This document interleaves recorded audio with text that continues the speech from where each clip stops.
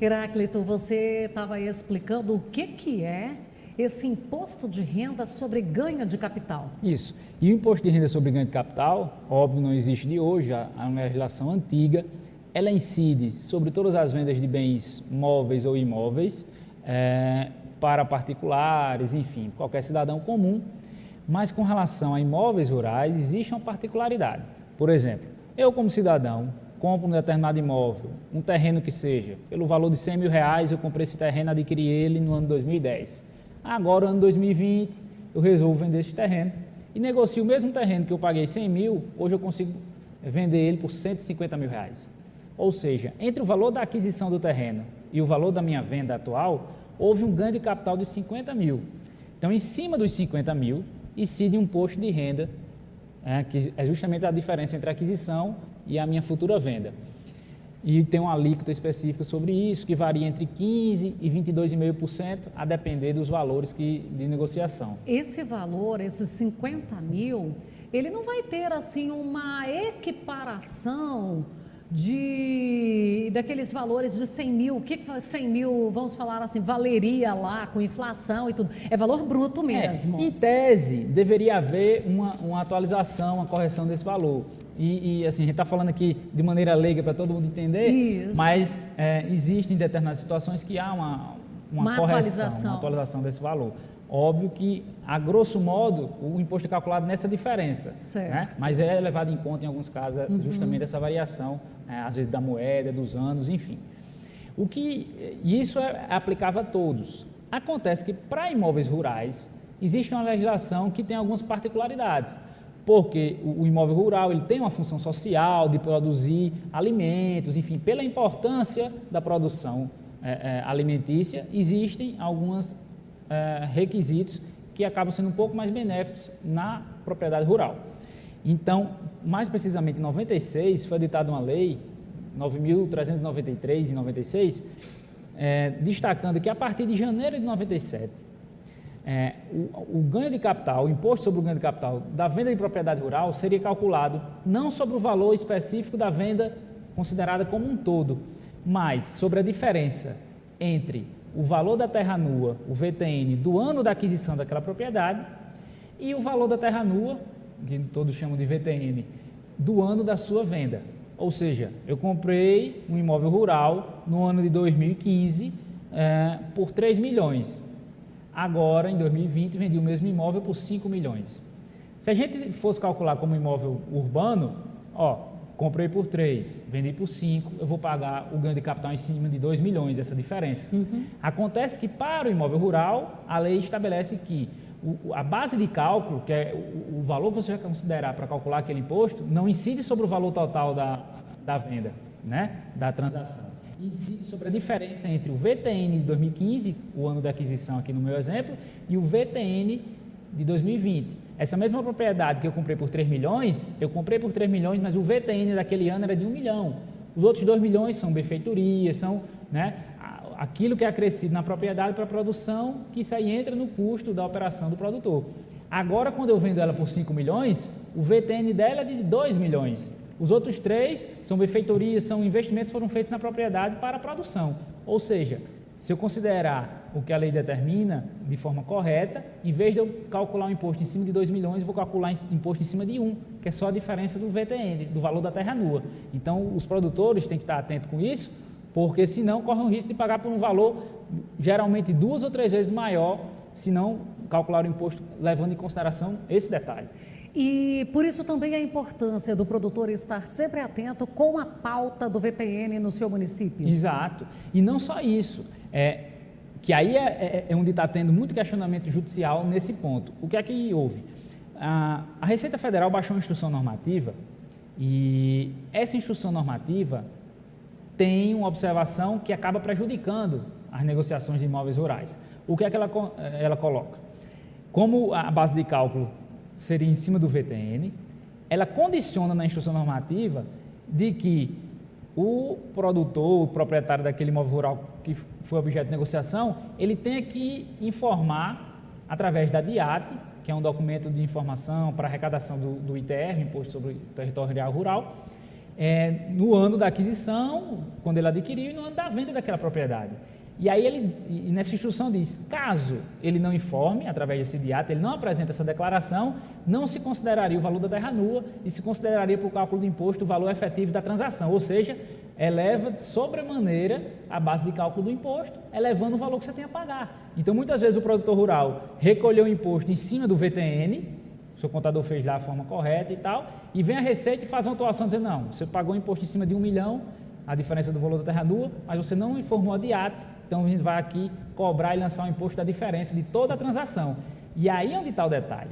Essa atitude da Receita Federal, que tem autuado muitos produtores, ela é ilegal, ela é inconstitucional.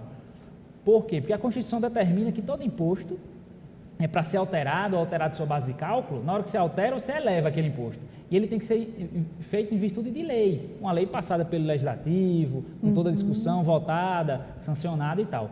Na hora que a instrução normativa, que ela tem o poder só de regulamentar aquela fiscalização, ela passa do seu, ela extrapolou o seu poder de regulamentar, ela criou uma penalidade para quem não apresenta a declaração. E essa penalidade, em tese, ela aumenta a base de cálculo do imposto. Então, no exemplo que eu dei, o imposto que era para ser calculado em cima de 1 milhão, vai ser calculado em cima de 2. Por conta de quem? Da legislação do imposto? De uma lei federal? Não. Por conta da instrução normativa que vinculou, dizendo, ó, se você não apresentar... Que não tem legalidade para fazer isso. Porque a instrução normativa, ela pode regrar aquela situação. Ela vai regrar o que a lei determina, mas ela não pode ir além do que a lei faz. Então, ela vai além. Ela aumenta a base de cálculo do imposto, faz com que incida uma cobrança geralmente 2 ou 3 vezes maior, sem fundamento legal, sem fundamento em lei, entendeu? Como não é fundamentada na lei, essa exigência acaba sendo ilegal e aí cabe recorrer à via do judiciário para que não haja um pagamento bem maior desse imposto. E de repente eu lá não sei desses detalhes, Receba porque eu, produtor rural, não sou obrigada a saber de tudo.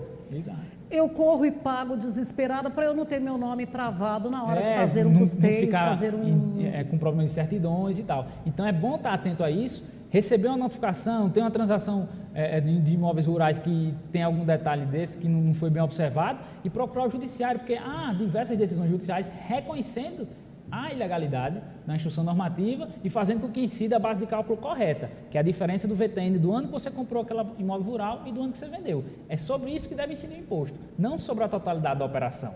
E principalmente as vendas ocorridas a partir de janeiro de 97, que foi a última alteração assim, mais específica nesse ponto. Heráclito, para a gente deixar com um pouco mais de segurança também, é importante que os contadores tenham esse suporte jurídico. Também, né? Porque, por exemplo, a falta da DIAT, ela poderia ter sido suprida se no ano em que você fosse apresentar aquela declaração, o contador tivesse apresentado tal documento, que é o documento necessário para recolher o ITR. Às vezes é uma situação de contador, às vezes o próprio produtor que faz, não tem uma assessoria contábil, né? Às vezes quer economizar ou quer não ter aquela assessoria técnica e acaba pagando caro por isso. Então, o trabalho de um contador, o trabalho da assessoria jurídica e contábil é importante para evitar esse tipo de problema, entendeu? Prevenir esse tipo de situação. Também na hora de fazer a venda. É importante nos instrumentos de venda, nos contratos, dizer, ó, estou vendendo minha propriedade por 5 milhões, mas o valor da terra nua do ano que eu vendi, segundo os dados da prefeitura e tal, é X. O restante corresponde a benfeitorias, a custos do aumento da propriedade, investimentos na propriedade. Então, isso estando também no contrato de compra e venda, na escritura, vai facilitar também para o lançamento do imposto de forma correta, entendeu? Às vezes tem aquela situação assim, não, mas eu tenho, meu filho é advogado, ele fez direito, ele vai dar uma olhada na papelada para mim. Sem desqualificar ninguém, é importante que faça uma consulta com alguém especializado naquela área, né? O direito, como várias profissões, hoje em dia, cada vez mais você tem o quê? Os ramos, né, de especialização em cada área. Então, você tem um médico, você está passando por um problema, urgência, você corre no pronto-socorro, vai lá, um clínico geral, examina urgência. O que é que ele faz? Ele dá um remédio, ele começa o tratamento, mas na semana procure um endócrino, procure um especialista, procure alguém da área, porque ele vai atacar de uma forma mais precisa aquele seu problema. Porque a diferença muitas vezes do profissional, às vezes ele consegue até talvez chegar ao mesmo resultado, mas o especialista da área, ele vai ter remédios mais eficazes, mais rápidos e mais corretos para diagnosticar o seu problema. Isso na medicina, no direito, é a mesma coisa. Então, quando você traz alguém para uma determinada área, que você tem uma assessoria mais especializada naquilo, ele vai identificar mais rápido o problema, consequentemente mais rápido a solução, e você vai estar mais satisfeito. E isso é em tudo. Eu tenho áreas do direito que eu não costumo atuar.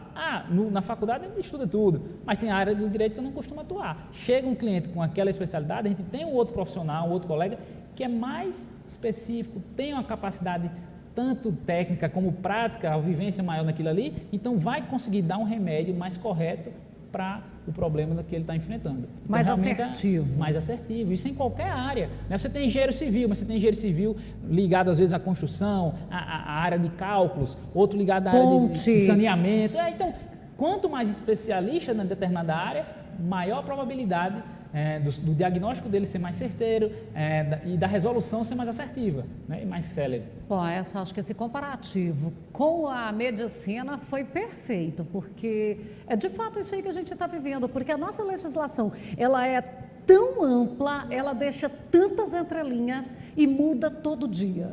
E como toda profissão, o trato diário é que faz aquele profissional ter mais intimidade com a área. Não adianta, todo mundo estuda uma faculdade, por exemplo, de medicina, vê todas as áreas do corpo humano, todos os tipos de doença de maneira genérica, mas cada vez mais que ele se especializa em um determinado foco, em determinada área, ele vai ter o trato diário com aqueles problemas, ele vai ter a experiência prática e técnica cada vez mais aguçada. A mesma coisa um profissional de direito. Você na faculdade aprende de todas as áreas, mas você sai da faculdade e você aprende leis.